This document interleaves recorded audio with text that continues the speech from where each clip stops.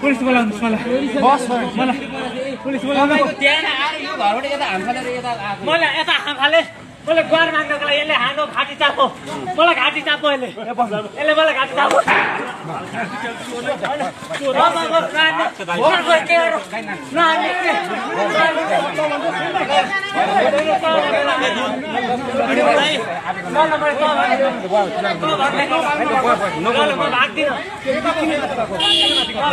किन माथिको मलाई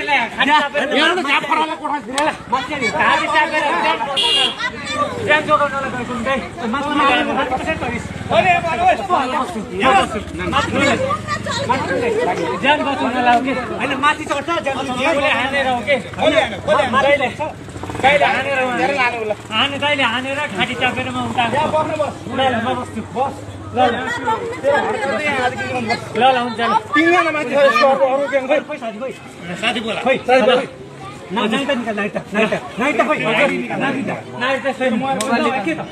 नाइट गोदा छ सुन्नु न तपाईँहरूले नहिर्काउनु पुलिस बोलाइदिनु क्या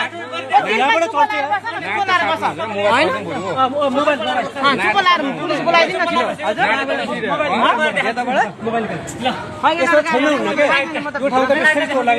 म त भित्र चाहिँ म त थाहा छैन कोठाभित्र छिरेछ क्या उनीहरूको मेरो नाइट त यही देखाउँछु दिनभरि काम गराएर 1 रुपियाँ पनि नदिकन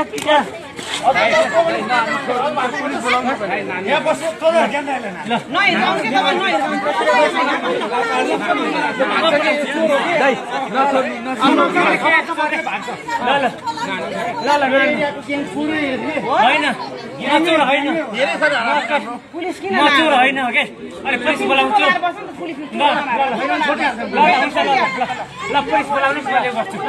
पुलिस बोलाउनुहोस् सीसीटीभी फुटेज हेर्नुहोस् अनि पुलिस बोलाउनुहोस् म चोर हुन्छु भने म जान्छु चोर होइन भने फेरि म गर्छु म चुप लागेको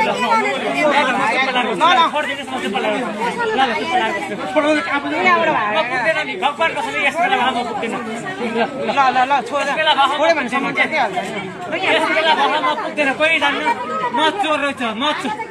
मेरो ज्यान बचाउनलाई घाँटी चाप यसरी हाल्यो घाँटी चापे यिनले त्यही भएर मैले उनीहरूको ज्यान सुन भाइ हेर त मैले कम्ती पनि घाँटी चापे गाला हाने बिना गल्ती हेर्नु न तिनटा खान के बिना गल्ती घाँटी चापे के भयो भने काम गर्ने भनेर आएको थिएँ हामी क्याफेमा बसिरहेको थियौँ काम गर्ने भनेर आएँ भाइ बिना गल्ती मलाई आएर सक्ने पुलिस मलाई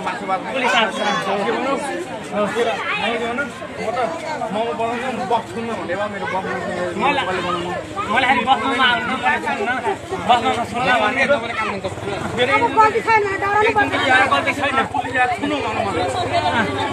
मैले भने